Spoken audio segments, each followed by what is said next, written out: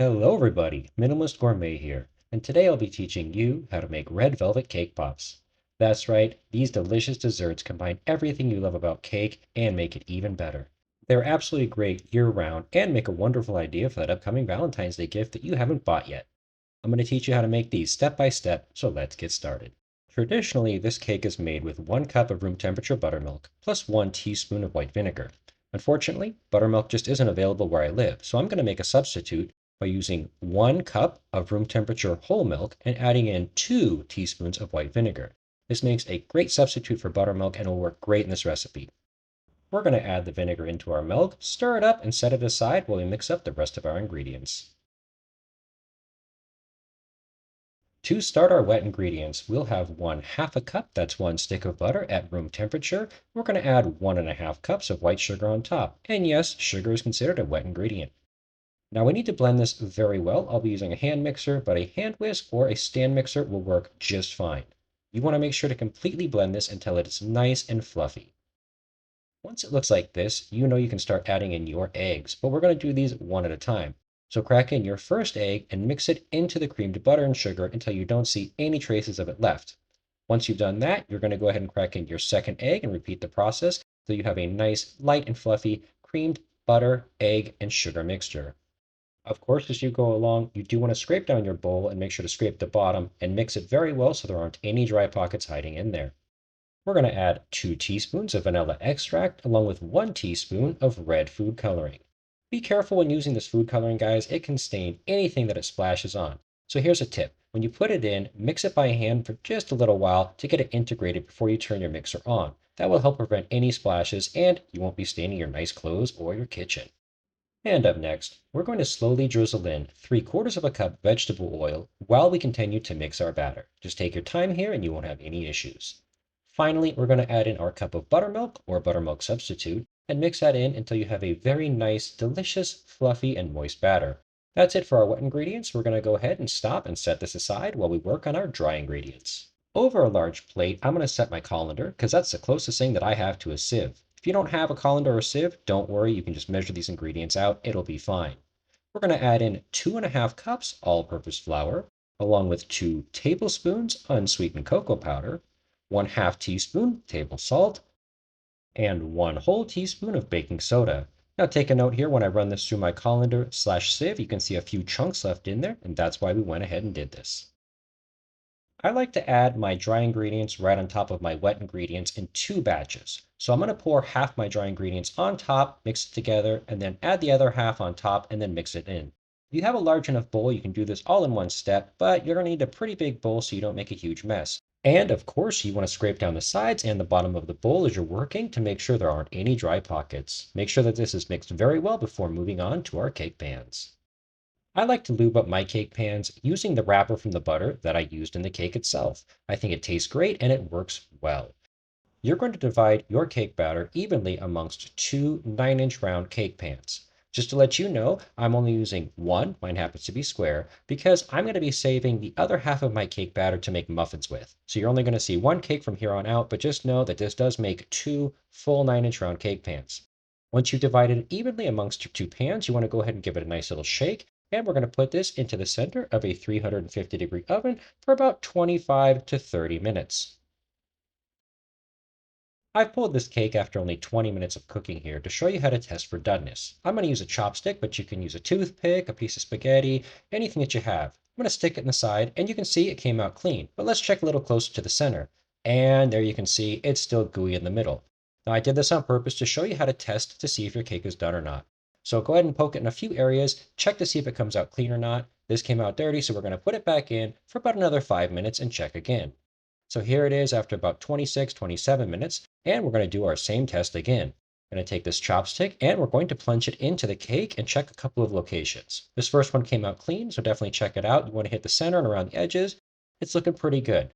So one final check here, and this does confirm that our cake is cooked. So we're going to go ahead and let this sit at room temperature for about 45 minutes as we make our frosting. For our frosting, I have 1 8-ounce brick of cream cheese that's at room temperature, and 1½ cups, that's 3 sticks of butter, also at room temperature, that I'm going to put on top.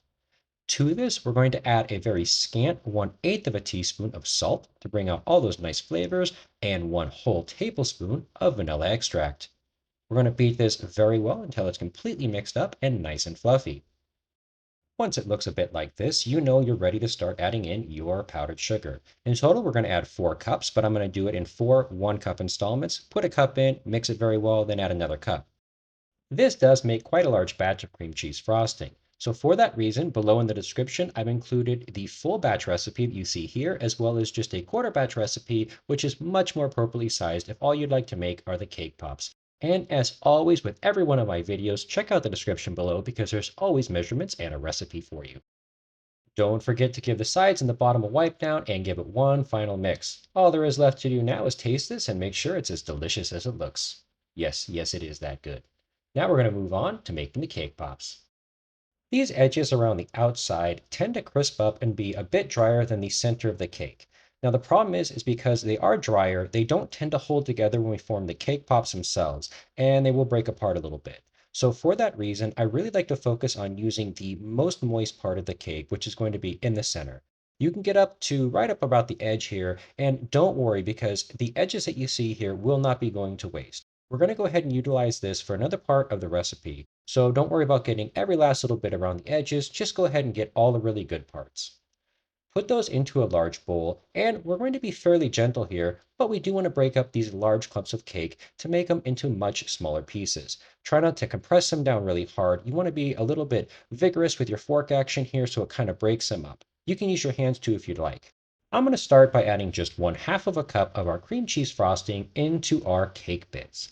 We might end up using a little bit more. It really depends on just how moist the cake is and how well everything holds together. But for now, a good place to start is just 1/2 cup. We're going to go ahead and mix this into our cake pieces. And you want to take a look. It should look like wet sand. About this stage, I realized there wasn't quite enough, so I added in about another tablespoon or so of cream cheese frosting. And I'm just going to gently mix this together. What you want to do is make sure that it looks like wet sand. Everything should be nice and moist, but you shouldn't have any huge streaks of frosting in the cake left. And it should be nice and spongy. This looks good, so we're going to go ahead and stop here. You don't want to add too much.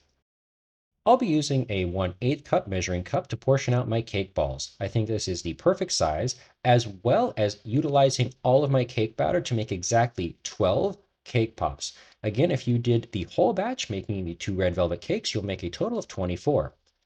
When forming these into a ball, don't be too aggressive. Think about making a meatball. You're not trying to squeeze it down and compress it really tight. You want to preserve that wonderful texture that they have. But you do want to make sure that they are a nice cohesive ball so they don't fall apart later. Once you've portioned out all of your 12 or 24 cake pops, we're going to place them onto some wax paper or parchment paper and place them into the fridge for a good 30 to 45 minutes so they can solidify up and harden for the next stage. While those are hardening in the fridge, we can go ahead and take care of the rest of this red velvet scrap.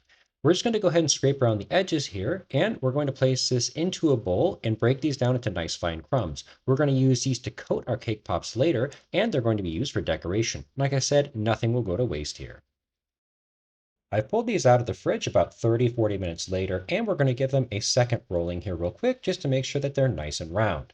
You also want to make sure that you pull them out of the fridge about 10 minutes before you coat them in chocolate so that they're not very, very cold. Otherwise, they'll cool the chocolate down a little bit too much when trying to dip. For our coating, I'm going to be using some white chocolate chips that I'm going to melt in the microwave. We're going to start off by adding 1 teaspoon of coconut oil, which we want to make sure is liquid at room temperature. If you don't have coconut oil, no problem. You can add in an equal amount of butter. Like I said, we're going to start with 1 teaspoon. We're going to go ahead and heat this and see how it does. Put this in the microwave for about 20 to 30 seconds max, pull it out and stir, and we're going to check the consistency. After 20 seconds, we can see that our chocolate chips are melting nicely, but they definitely need a little bit more time, so we're going to put them back in the microwave for another 20 seconds and stir them. Now watch how quickly this goes from solid into a liquid. Now, as I'm mixing it here, I can kind of feel the consistency, and I'm checking it out as I go. It feels a little bit thick to me. It doesn't really want to drip off the end of the spatula very well, so this is where I'm going to go ahead and add another teaspoon of coconut oil or butter to it. We want to make sure that our chocolate is thin enough that it coats these cake pops nicely and has a nice, beautiful sheen. Otherwise, if you just used straight chocolate chips, it's going to be a little too thick. With that second teaspoon of coconut oil in here, it feels nice and smooth and it flows very well. It's kind of hard to see, but you will definitely feel it.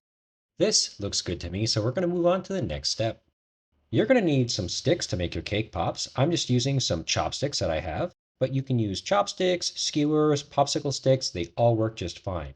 You're going to take the blunt end and dip it into the chocolate. Then you're going to skewer your ball of cake. This will help solidify it onto the stick and it works basically like a glue. So go ahead and plunge it straight down, but don't go all the way to the end. If you need to put your cake pop on the side so that they fit in your fridge with the skewers on, that's not a problem. Just keep continuing to work forward, taking each skewer, dipping it into the chocolate, and then placing it into the ball of cake. Once you've completed all of the cake pops here, you're going to put them back in the fridge and allow them to harden up for about 20 minutes. The cake pops spent about 20 minutes in the fridge so that chocolate on the skewer could glue them and hold them really tight. I pulled them out about 5 minutes ago so they could start coming up to room temperature just a little bit because we don't want them to be too cold when we dip them. Also, I've microwaved my chocolate for about another 20 seconds so that it was nice and melty and I didn't have any issues. Now, we're going to take each one of our cake pops and very gently place it into the chocolate, rolling it around. Now, if you've taken the time to put these in the refrigerator, they should be nice and firm. However, remember, you are working with a piece of cake. If you're too aggressive with it, too violent, shake it a bit too much, try to roll it around a little bit too aggressively, it might break. So remember, just be gentle, take your time, and use your spoon. Go ahead and roll it around just like this, and you shouldn't have any problems. Now it's time to decorate. I'm going to use our red velvet cake crumbs that we reserved from earlier to decorate these up. Now, if you would like, after you dip it into chocolate, you can sprinkle on these red velvet cake crumbs directly over a bowl so you can coat them on all sides evenly. I didn't really want that. I just wanted a little bit of cake crumbs, so this was fine for me. I'm going to use red velvet cake crumbs on two of these, and I'm going to top number three with some sprinkles. Again, decorate them however you'd like. I'm going to leave this fourth one plain because I think it looks perfect just the way it is. Place these back in the fridge for about half an hour so that chocolate coating can harden up. No skewers? No problem. You can still make these just as before. We're going to take our cake balls and place them gently into our chocolate and then very carefully use a couple of spoons to roll them around and coat them on all sides with that delicious chocolate coating. Now we're going to scrape off any excess chocolate before placing them onto some wax paper or some parchment paper and then decorating them up.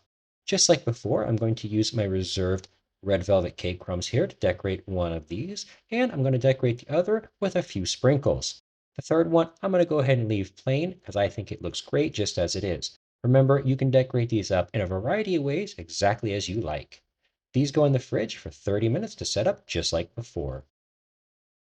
After about half an hour, our cake pops have set up nicely, so let's go ahead and take a look at one on the inside.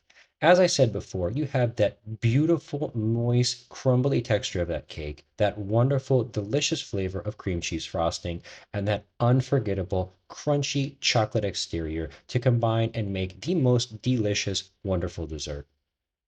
I think these cake pops make a great addition to any party. They're so much nicer than a plain old boring cake, and they allow you to express yourself by decorating them any way you would like. And hey, if you're new here, think about going down below and clicking on that subscribe button. I'm almost up to 500 subscribers, and your support would mean the world to me. Guys, it really is just that easy to make these delicious red velvet cake pops in your own home tonight. I want to thank each and every one of you for watching. I sincerely appreciate your time and attention today, and I hope to see you all again here next week on the next episode of The Minimalist Gourmet.